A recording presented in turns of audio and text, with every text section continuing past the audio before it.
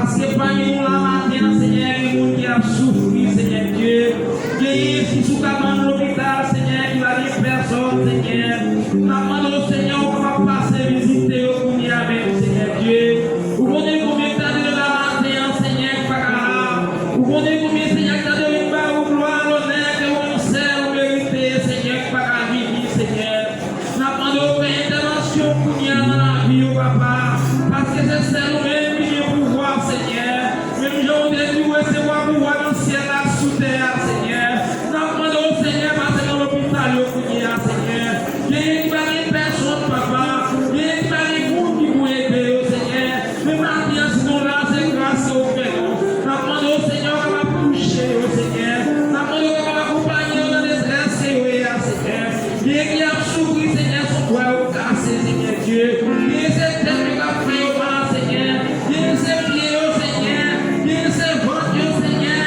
Il y a ces douleurs pour que Seigneur. Nous demandons, Seigneur, à visiter au Kounia. Papa, nous faisons l'église en la main. Vous connaissez tous les monde qui a acheté de nous passer. Vous connaissez tous les monde qui nous demandent pardon, Seigneur. Vous connaissez tous les monde qui a acheté de nous, Seigneur. Mais maintenant, on va y avoir, Seigneur. Vous pouvez nous jouer, Seigneur. Papa, nous nous passer.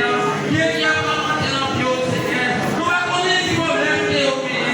Mais on veut que dans les secrets, Seigneur. Vous connaissez tout le bagage, papa. Nous voulons mettre l'église, Seigneur, qui dans la communauté, Seigneur.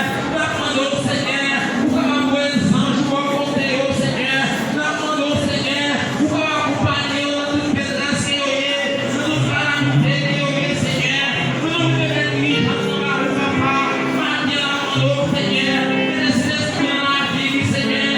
Nous demandons, Seigneur, mettez l'esprit dans la vie, qui est l'adoration, Seigneur, qui accompagne, papa. Les musiciens, au côté de vous, Seigneur. Vous connaissez pour vous, à travail. Vous connaissez pour les voir avancer à travail. Nous demandons, Seigneur, vous pouvez prier, Seigneur. Avec vous, va se demander.